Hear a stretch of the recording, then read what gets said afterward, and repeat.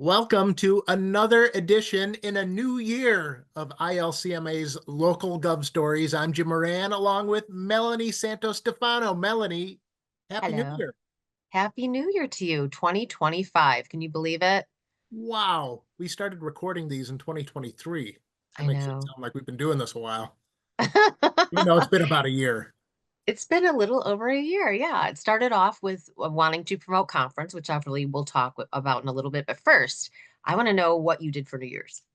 We have two, I can't call them small children anymore, 9 and 11. So this is last year we didn't quite get away with it. This year, definitely we can't get away with putting something on YouTube of Mm. last year's ball drop at 9 p.m. and making the kids think it's midnight and then they go to bed and we could still stay up or go to bed. Ooh, that's So clever. I didn't this think about year, that. yeah, I forget where I learned to do that, but for several years it was a lifesaver. We got a Mm. full night of sleep on New Year's with little kids. It was great. Mm. But this year, my oldest went to a party, so it was great. She went to a sleepover, and then Nice. my youngest and my wife and I had a party with our dog at home. So that's youngest stayed up to like 12:01. She tried really hard, but she made it, and then that was our New Year. So very uneventful, but we stayed home and it was fun with the family. How about you? What'd That you do for New sounds well, Year's? that sounds cozy and safe. You're not out with all the amateurs on the road. That's good. On a side note, I remember with my son, who's now 16, but when he was little, there was a New Year's where he was six, I think, 5 or 6, and he's like, I want to stay up until midnight. And I was like, oh, okay, sure, kid. And that kid stayed up until like 2 in the morning. Oh, He wow. was like wired with the new year. But for me, this year I went to a fun hotel soiree with some girlfriends, and we had a great time. It was really good. It's called Chez Hotel. It's in Rolling Meadows, actually, up by me. So fun Oh, that times. sounds fancy. So Yeah. we're in a few years we'll be at that stage in life again where we could start doing stuff. We're right in that mid section. We're not young and doing fun stuff, and older people get to do fun stuff. We just do Well, good stuff. older people or with older children, because Yeah, well, I my shouldn't say older 16 year people. old Yeah. wants nothing to do with me on New Year's anymore. So that's why I have plans because he made his own plans. But yeah, it's crazy that the new year is here. And that means that there are lots of things coming up.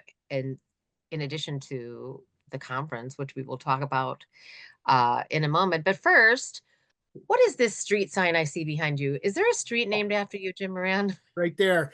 It kind of looks that way. I used to be a village trustee in the village of Libertyville, and then we moved to Hmm. the nearby Libertyville suburb of Green Oaks. So Yeah, I'm literally right down the street from my old house.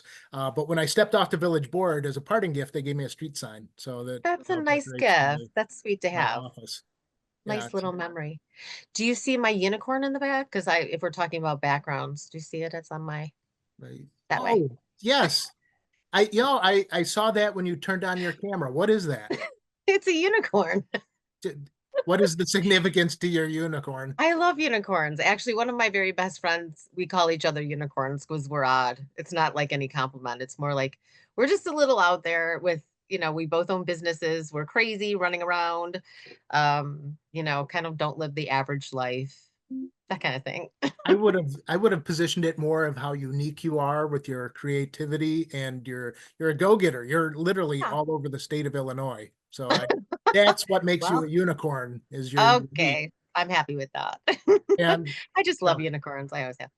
your Anyway, typewriter is pretty cool too, but we've talked I about that know. before. You've We got talked about that. That's my antique. I love that thing. It's definitely got character.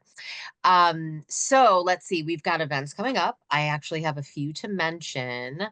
Let's see. One. Okay, this one's good, and we'll mention it and go through the events, but we're coming back to it because it's just so timely. Wednesday, January 8th, from noon to 1 p.m. online, the Idea Exchange, which, if any of you have seen this, is so valuable. It's an hour long, and the hosts through Ansel Glink, Adam Simon, really dig into different topics. And this one's about pre and post election onboarding and orientation for newly elected officials. And through my work, I know that sometimes elected officials, there's, just an understanding of how to manage themselves within a meeting that they don't know if they're brand new. So what a valuable offering through the idea exchange. Um, Next, the 16th Annual Financial Forecast Forum is Thursday, January 16th from 8 a.m. to 4 p.m. And then Friday, January 24th, 7 to 10 p.m. is the IAMA Night Out. It's at Slugger's World Class Sports Bar and Grill on Clark Street in downtown Chicago. So you can find all of those events on ilcma.org on the calendar. And Real let's not quick, forget, not to oh, go ahead. interrupt you, but Yeah. whoever, I don't know who's on the IL or the IAMA events committee this year, but they're doing a Mhm. great job. They're crushing it. They're all over the place. They're having little sunrise gatherings and then evening night. So they're really trying to appeal to, all different crowds, which is wonderful because some people are morning people, some people are evening, like to get out there. So it's nice that they're trying to reach as many people as possible. That's why they're our future leaders. They're thinking widely. Yes. So you wanted to go back to the idea exchange. I do, because I just think that that's such a valuable offering to kind of get people up to speed to help them understand the decorum of a meeting, even Robert's Rules of Order. There's a lot that goes into a good meeting, a well-run meeting, don't you think? So one of the things, and this is your daily life is communication, Mm. and communicating to newly elected officials and also new staff on what the expectations are and how meetings Yeah, go goes a long way. yeah, One of the skill sets I learned when I did sales was setting the right expectation up front for things, whether that's, an experience or if you're buying something, or if you're a brand new trustee. It's not like there's school these people go to that become elected officials. They mhm, either, they love politics and they run for office, or there's a single issue out there they're upset over there and they want to make a difference in their community and they yeah, run for office, but there's right. no training they go through before that. And by doing True. this training up front, and this idea exchange is perfect because it helps set the table to well-run meetings and getting, effective government. It does. It does. And actually, on a side note, like in some of our crisis trainings, we talk about what happens if you're in the midst of a crisis and you're an elected official at Jewel and someone taps your shoulder. What's going on? And it's like, like it's a hard position to be in if you haven't been in it for a while to understand like how am I supposed to react? Like, am I supposed to say anything? Am I required to say anything? So there's a lot of different angles. The new elected official in the meeting and then just in their everyday life, trying to communicate to the average person what they're doing. And then, of course, all the preparation that goes into being prepared for a meeting. Those agendas are not small. Yes. There's a lot of reading and prep work, and then like if you have questions, and the biggest thing I hear from, and I felt this myself when I was a village trustee, is Mhm. you don't want to ask a stupid question, so you just stay quiet.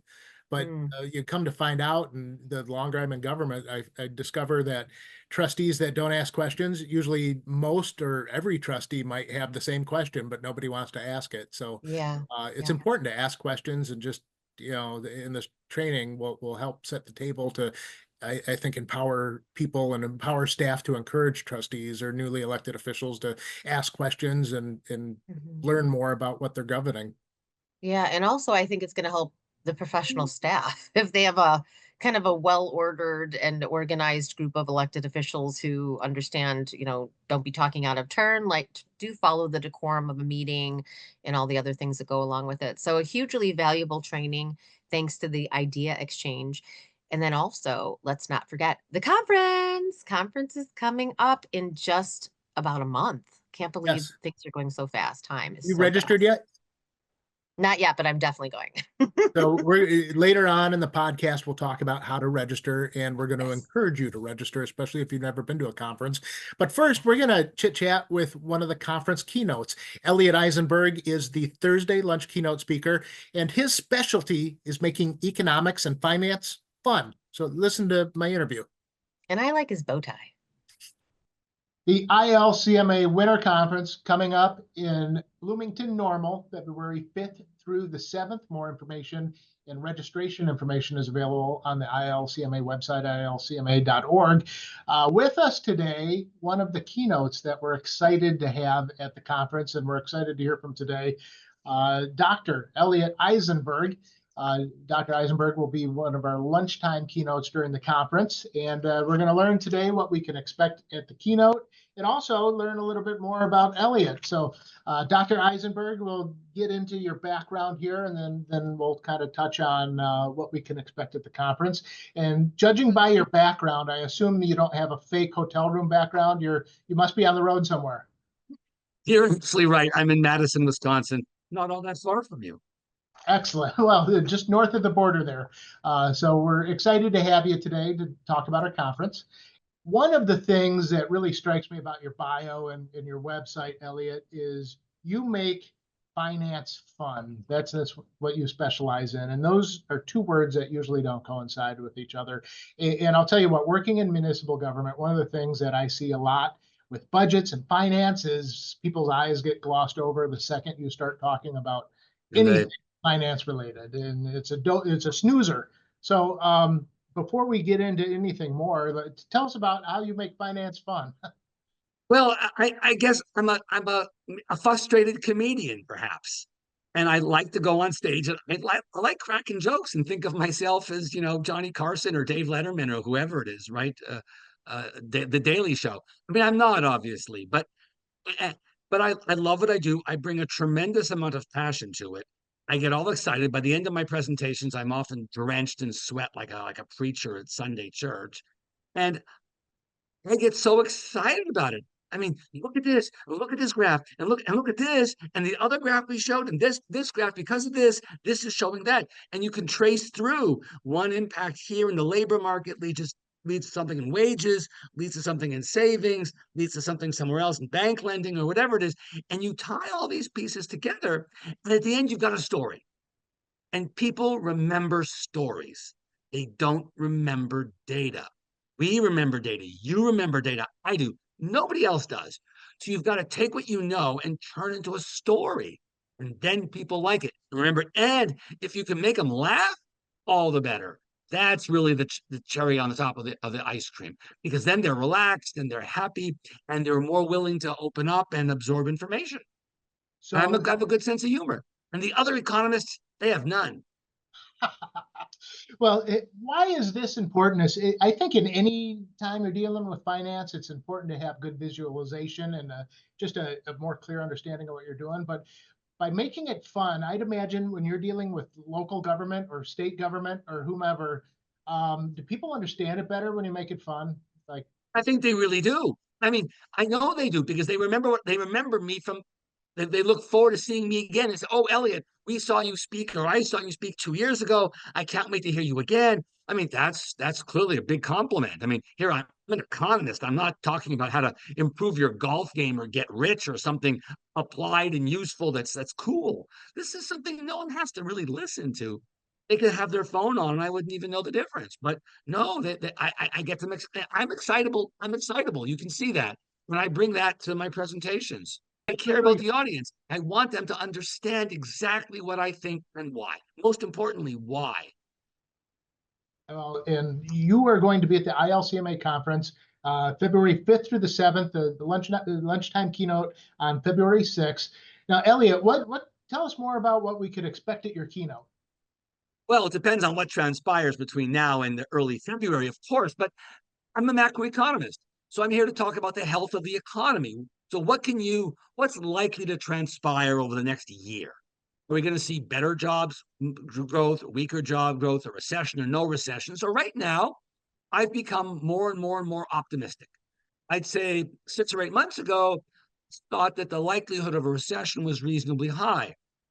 And for a whole bunch of reasons, data revisions, so on and so forth, I've become increasingly positive that the likelihood of a recession has diminished over time. So you're going to hear a very optimistic Elliot, which is not what I've been thinking for the last, since the Fed raised rates so much. The thought was, well, there's a decent chance we'll wind up in recession, but no, I don't see that.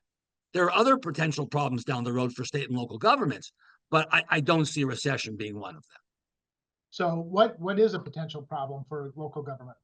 I think the potential problem is what's going to happen in Washington, D.C. with money coming to state and local governments. Will they try and get rid of block grants, or whatever it ends up being? Will they try and kill some programs? Will Medicaid hit the skidder or something? Will the reimbursement rates decline? I don't know. What we do know is that the president-elect is trying to cut costs, and to cut costs is hard. Interest costs, Social Security, those are off limits. Veterans benefits, they're off limits. So much is off limits. What do you got? And they're going to try and do something. I'm not sure what it is, but it wouldn't shock me if they did something across the board, something, and everyone took a hit somewhere. So we've got an economist that makes finance fun being our keynote speaker that's going to have a positive financial outlook. Now, Elliot, you're going to be a room full of people. Any of us that are on a fiscal year that begins May 1st, we're going to be neck deep in budgeting. And to come, and there's a lot of doom and gloom that comes with that. And we get to take a break and come listen to a positive economic forecast. Right there is worth the price of admission, I think. So like you just mentioned, we just had a presidential election. When we see you in person in Bloomington Normal, the new president President Trump will be, 2 weeks into office or something like that. Is that enough time? Will there already be an impact on the economy? Okay, so I think will there be an impact? Probably yes. President-elect Trump, or former President Trump, whatever you want to call him, he's moving pretty quickly. And he's told the contenders for the Senate majority leadership position, replacing Mitch McConnell, that they're going to have to willing to approve recess appointments. This is a somewhat an aggressive move. He's already telling us who various people in his cabinet are going to be. He's moving quickly. I'd be very surprised if after 2.5 weeks in office, we will not have seen at least some initial cards put down on the table in terms of policies, or a whole bunch of executive orders, ideas about how he wants to lobby Congress and what his agenda is looking like. We will have some decent notions. He's in a hurry. There's no question. It seems very obvious. Well, Dr. Eisenberg, I am already fascinated by your enthusiasm for finance, and I'm excited because at our conference, when the President Trump takes over as president, he's going to be moving pretty quickly, like you mentioned. That's going to be a lot for us to digest, and I think having you unpack it for us is going to be very entertaining and beneficial. Thank you. And his policies, in some cases are very helpful, in some cases not so helpful. Sometimes they're helpful in one way and not in the other. So a lot of what we have to think about is not just what policies or he will attempt, tariffs, for example. It's, well, how much of these will the tariff be, and on how many countries? You impose a small tariff on one country, yeah, who cares? Doesn't really matter. You impose a high tariff on a lot of countries, that's a whole different story. So timing, magnitude, all this stuff, spread, this is all very important to keep in mind. It's not so simplistically, drill baby drill, or whatever it is, or immigration, or emigration, as the case may be. It's a lot. The magnitudes are at least as important, if not more important. So Elliot Eisenberg, our keynote for the ILCMA Winter Conference, one of our lunch keynote speaker, the bow tie economist. Now, Dr. Eisenberg, when you look at local government, you're going to be talking to a room full of local government professionals, and you're somebody that knows local government. You've got your doctorate in public administration, and you know how to make finance fun and engaging, and you know how to communicate heavy financial terms into much more understandable, more layman's terms, I guess, for lack of a better term. What is, if you could pick one thing or maybe a couple things that local government could improve on making finance, communicating heavy financial terms, kind of the way you do. I don't think we necessarily need to make it fun, but we need to make it easier to understand. What could we be doing? Understand. That's a great way to think about it. We just had elections all across the country, and you get bombarded by everybody. They all want your vote, and vote for me, and I'll be good for the school board, and I'll be good for the city government, mayor, whatever it is. And then nothing. You care about me exactly once every 2 years or 4 years or whatever it is. It's not nice. I don't like that. And it makes me annoyed as a voter. it really, it irks me. Why can't you have a great website with videos, a video on this year's budget and a video on this year's tax policies and why our taxes went up or why our taxes went down? Not so likely, but why? Answer some common questions. Have fun videos out there. Communicate a little bit more. You're taking my money. At least give me some entertainment. I'm kidding, but you get the point. Yeah. We're clients. Okay, we're not exactly clients, we're taxpayers. I understand that, of course. But nonetheless, there's some kind of reciprocal relationship here. I want to know why my road's not working or whatever it is, or when they're going to fix the so-and-so or whatever it is, right? Why can't politicians be around more? Why can't the city manager make themselves more available, the deputy city manager, the assistant city manager, or whatever it is? Have an open day for taxpayers to come in and visit or something. One thing I've noticed is when you do stuff like that, even if the taxpayers show up and they disagree with everything that you're doing, they still appreciate the fact that you were open and transparent with them. And if they're adults, they understand that you can't solve the world's problems. I mean, you just can't. And government is also very expensive. Capital is expensive and labor is expensive. This isn't a simple enterprise. But yeah, try and meet taxpayers where they are somehow, some way, or in various different ways. Dr. Elliot Eisenberg, lunchtime keynote speaker for the ILCMA Winter Conference coming up February 5th through 7th. For more information on the conference, visit our website, ilcma.org. But for more information on Dr. Elliot Eisenberg, you can visit his website, econ70.com. What's Econ70? So I put out every day 70 words on economics, 5 days a week. No graphs, no ads, no charts, no links, no photos. It's just fun. I want to educate people about economics, and this is a great way to do it. 70 words, 3 sentences, never more, ever. No pictures, nothing.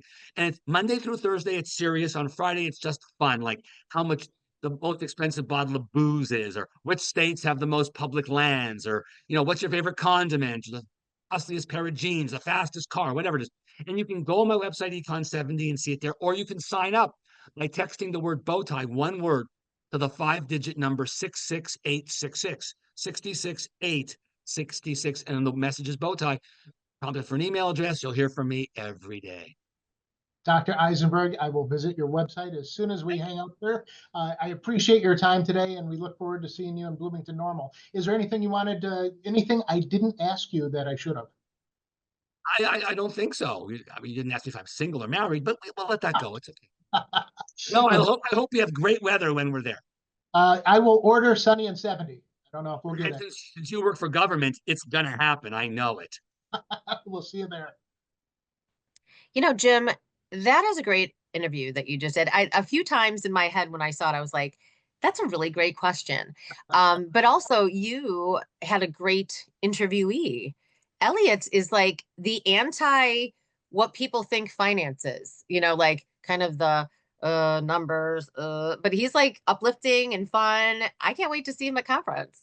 I want to talk to him at conference to see if he could come present our budget for our village board meeting. Could you imagine him presenting a budget or a tax levy? That'd be fun. People would actually show up. People would be excited. They'd be like, yes, I love this levy. I love this budget. I'm looking forward to it, though, from a learning perspective. It seems like he's going to make learning fun, but really understanding where we are financially as a country, especially with the new president coming in. So this will be interesting, as he mentioned, like, will there be immediate impacts? And he did say yes, though, he also said he could not foretell the future, but so interesting what he will be presenting. We'll have to see, because it seemed like the way he said it, it's like he's not actually sure what he will be talking about in a month, Yeah. So we'll be 2 weeks into a new presidential administration, and it'll be interesting to hear the backside of his conversation on that. So there's one more reason to show up, because Elliot is going to entertain you with his financial presentation at conference and the Thursday lunch, February 6th. And speaking of finance, we've got a hot topic in municipal finance. For those of you, I'm sure you've heard, Rita Crundwell, the former comptroller and treasurer of Dixon, who our friend Danny Langloss is the professional manager there now. She was the comptroller and treasurer in Dixon from 1983 to 2012. and recently granted clemency by President Biden in mid-December for her crime. She embezzled $54 million from the city, for those of you that aren't aware of that story, though so many people are. What a sad message, right, Jim? Yeah. It just, Embezzling $54 million is bad enough, but when it's taxpayer money in a community that, to be quite frank, it wasn't like they were plush with cash to begin with in right. that community, and there was infrastructure improvements that didn't happen because of her theft, and Yeah. they're going to pay the price for a long time in that community for the things that she did. Yeah, And it's really, the whole thing is really a shame. Uh, it is. on a positive note, I guess it was neat to see our buddy Danny Langloss I on know. television. Did you talk to him at all? Did he call you for any media tips ahead of time? We did communicate about his interviews. I know I get up really early for that television interview, but what's interesting about Danny though. So he was police chief at the time this happened, and he talked about this in earlier episodes of the local Gov stories. But he was part of the team that helped recover assets, and they were able to recover 42 million of that at Miss Cromwell's through her vacation home, which had custom furniture, and I think she had hundreds of horses and jewels and all sorts of good, wonderful things that were paid for by taxpayer money. So he was part of that too. He was the one of the white knights that tried to right the wrong, and now look at him. He's leading Dixon, and he's doing such an amazing job. He has so much energy. Well, So and you talk about it, something positive coming out of a really yeah, negative story. I think yeah. just Danny Langloss in general, what he represents, and he's got a neat career path going from police chief to the administrator there. He's a dynamic, fun, great guy. Just everything about him is positive, and the city's in good hands in Dixon. Absolutely, absolutely. So now we're going to move to the interview that I did with I call them the rising stars, like the IAMAers, right? They're just headed for great things in local government. They are learning all sorts of things. And Erin Rauscher is with Lake Zurich, and she's going to tell us all about her role as assistant to the village manager and all the interesting projects that she gets to work on in that role. So let's take a look at that interview. Hello, and today we are here with Erin Rauscher. She is the assistant to the village manager for the village of Lake Zurich, up by me, northwest suburbs. Erin, thank you for joining us today on the podcast. Thank you so much for having me. So let's stay right in. Before we get into your background and how you get into local government, why don't you give us a little snapshot of Lake Zurich for those watching or listening who have never been to Lake Zurich? Absolutely. So Lake Zurich is a thriving community, both for residential and commercial. We're your typical bedroom community, northwest side of Chicago. But we have a lot going on. We're a huge industrial park that is continuing to grow and have great local businesses. We're developing our Main Street district to, again, revive our downtown area. Again, big focus on the actual lake in Lake Zurich. We have numerous events at Paulus Park. We're going to continue to keep doing more and more events. And one of our biggest projects that we're very excited about is that we will be getting Lake Michigan water in the upcoming years. Yeah, and actually, my firm worked with you with the messaging on that just to make sure everybody knew what was happening. So let's talk a little bit about that. So why don't you tell us a little bit about how the process it is that you have to go through in order to get in line and get picked to be able to get Lake Michigan water into a community. Right. So you have to get a slot or an allotment awarded to you. So you can't just decide to jump in and say you want Lake Michigan water. So Mhm. Lake Zurich worked very hard in the previous years to get that allotment from CLC Jawa. So that will be the water treatment plant that we will be getting our water from. And because we got that, the planning process goes forward where we have to now get the infrastructure going. We have to do a whole site plan to where the pipes are going to be going from the water treatment plant to bring the water directly to Lake Zurich. And there's a lot of planning. There's a lot of intergovernmental agreements you have to go through because these pipes are going to be going through other communities, not just directly to Lake Zurich. So there's a lot of planning, a lot of process, and a lot of time that goes into getting Lake Michigan water. But once you get your allotment, then you get the green light to start, getting your plans going forward. And we will be hopefully turning on the water about 2028 will be our plan, when it will be coming out of our faucets here. Yeah, wow. And so that's a long planning period and just getting all the ducks in a row in order to make that happen, which obviously is going to help to make Lake Zurich even more attractive because you've been on wells for since the start, right? Right. Yeah. The decision was made years before that we wanted to be sustainable with our water source. So we are surviving off deep water wells right now. But again, we're trying to think of the future, and plus the cost of getting Lake Michigan water, it's going to keep going up in future years. So we wanted to get our spot approved now to keep the cost as low as possible. There is still going to be a lot of infrastructure costs that go into it, but we locked it in now to prevent even further price tag. So with that being said, yes, we will be not going to be on well water after we switch over to Lake Michigan water. And also there was a rising cost too associated with treating water as well, right? Correct. Yeah. So to treat the water, the biggest thing was removing chemicals from it, or radium, as we say. The cost for that was going up exponentially to make sure the water was safe. So long term, it was better for all our residents and businesses to go to Lake Michigan water. Sure. So not only sustainability, but also affordability as well, looking forward into the future. So that's interesting. So that's a great project to be working on.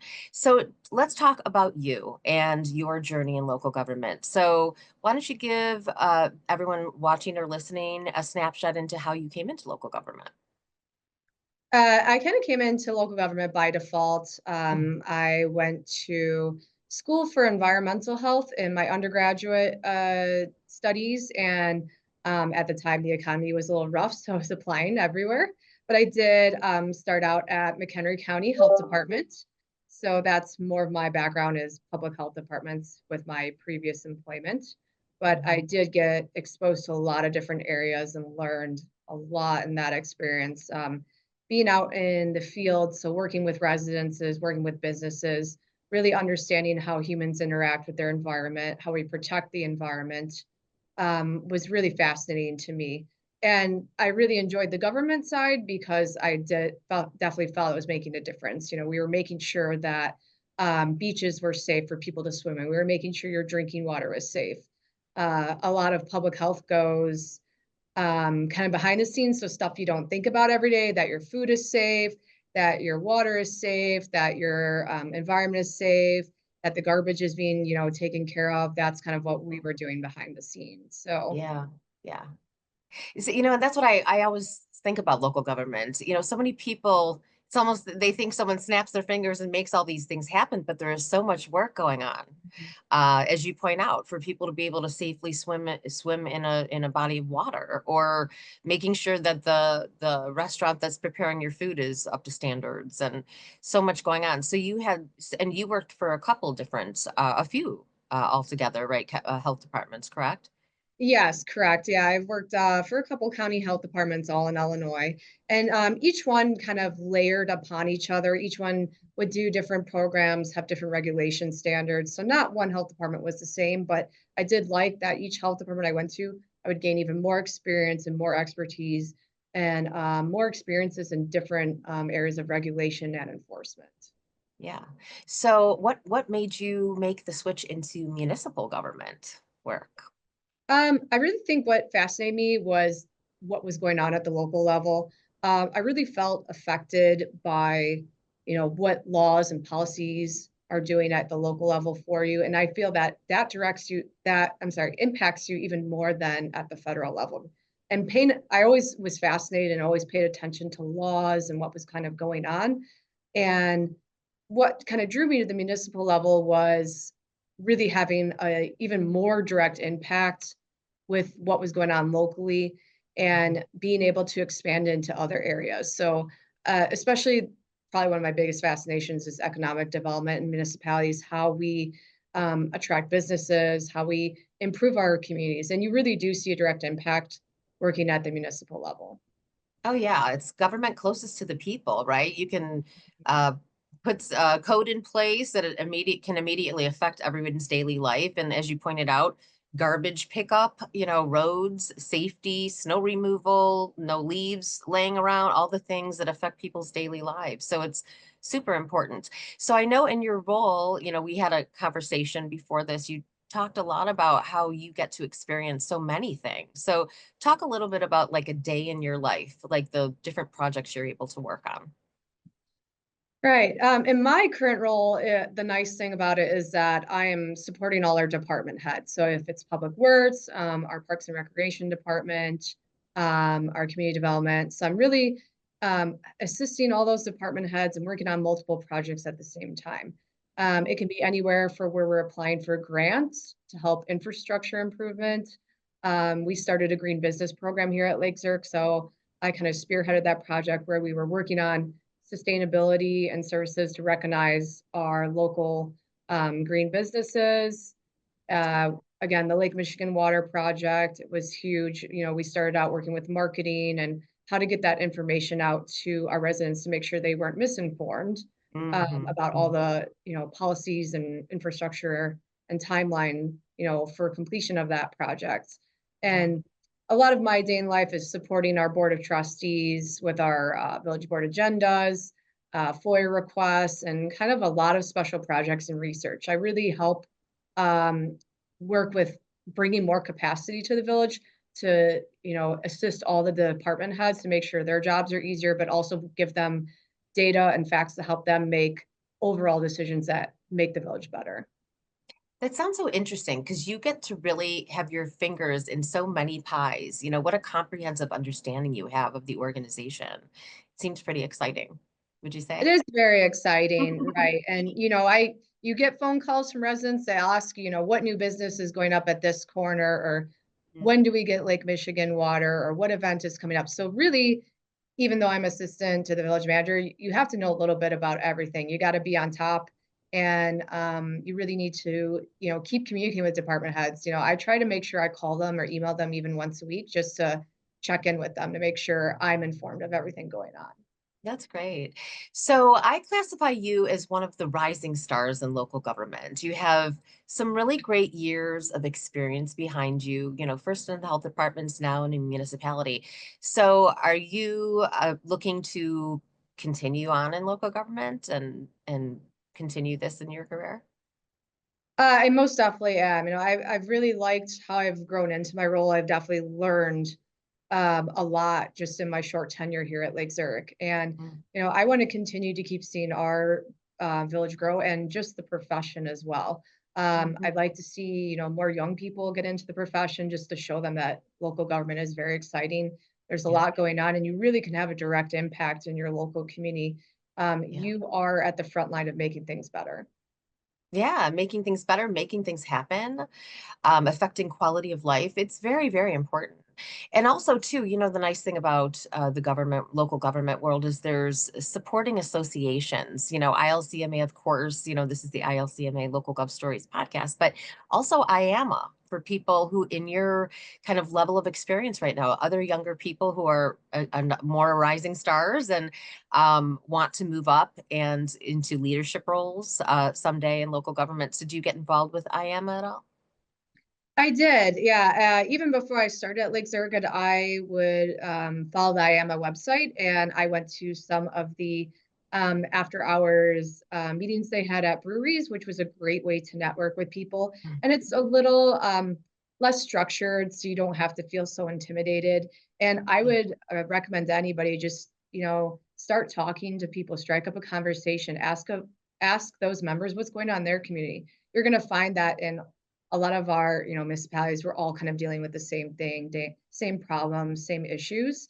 But it's great to hear how they tackle those issues and perspectives. It might give you ideas to take back to your own municipality. Hey, they did it this way, maybe we can try it. Or you can even give your opinion and be helpful to helping them tackle their issues. But it's a great way to just be in a less formal setting, and you Mhm. actually get to meet people and even just kind of joke around and have fun and make great connections.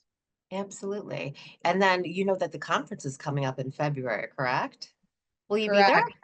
I will definitely be there, and Oh, good. I'm especially interested to see what's in stake for Illinois going forward.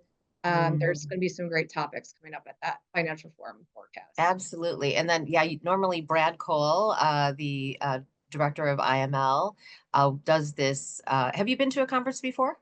I have, yes, I went Yeah. last year. Yeah, he does this legislative update.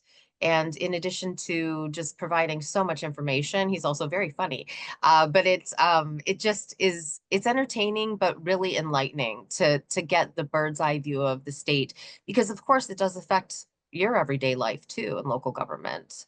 Um, and the communities that, everyone serves. So it's really informational in addition to the educational sessions, the keynotes, which actually on this episode earlier, Elliot, one of our keynotes for the upcoming conference, was interviewed. So there's going to be great keynotes and educational sessions, and of course the legislative update. And then there's social opportunities too. So I'm glad you're going to be there. I'll be seeing you there too. So anything else that you wanted to add about your experience in local government? Just experience wise, I would recommend anybody going into local government to, look at ILCMA, look at IAMA, join those websites, join those communities. That's kind of what I did, just to kind of meet people, and really just networking yourself. Networking is huge. You really get a grasp of what's going on in these municipalities, and you really get to meet people that way. I would highly encourage anybody to attend any events going on and the financial forecasts. And then even, if you don't even know where to start, there's always looking at commissions or committees in your local community. That's a great way to get started in local government. You can try out, being on a commission to really have more of a direct impact, and see, where your interests are. It Yeah. gives you a great snapshot of kind of what's going on. And, I also encourage, take a look at your local government websites, look at what their budgets are. It's great to go through budgets because that, their presentations will tell you a lot what's going on and where they're going to be focusing their money, what projects they're going to be working on. So that's a great way to get involved and kind of be aware of everything that's happening. Absolutely. Well, thank you so much, Erin, for joining us. It's very great to speak with you and learn about your background and your tips for maybe someone watching or who maybe is interested in looking into a local government career. So I think you provided some really good tips on how to do that. So thank you for joining us. Again, this is Erin Rauscher, the assistant to the village manager for the Village of Lake Zurich. Great. Thank you so much for having me. I appreciate it. And I wish you all great luck, and we'll have a happy new year.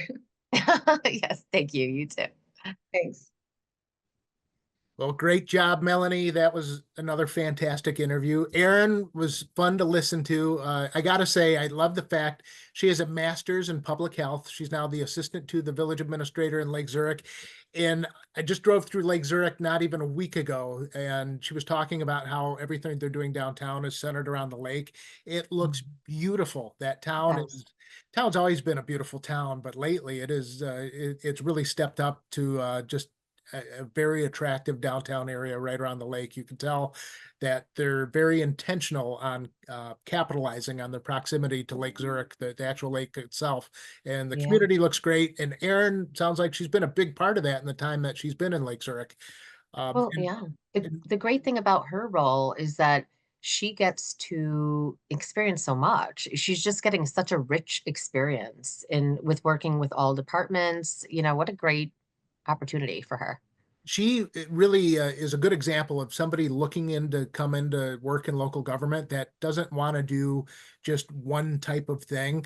Her Mhm. role, she's working on economic development. She's working on a big project, this Jawa water. That's a Yeah. big deal, bringing Lake Michigan water to Lake Zurich. Like that's Yeah. one of the things 100 years from now that's going to be impacting people's lives. And she's Huge. playing such an immediate, important part of that role. And that's just one of the 80,000 things on her plate. So I know, I know. But she seems to really like that, like yes, as you said, like it's for that kind of, you know, um, ongoing learner. They just want to like see all the pieces and how they fit together. And the way she explained it's really kind of lit her up. And, you know, just asking her, like, do you want to continue, like, move up in the ranks someday? And that's her goal. And she just is getting such a great, you know, width and breadth of experience to prepare her for that. So what an opportunity for her.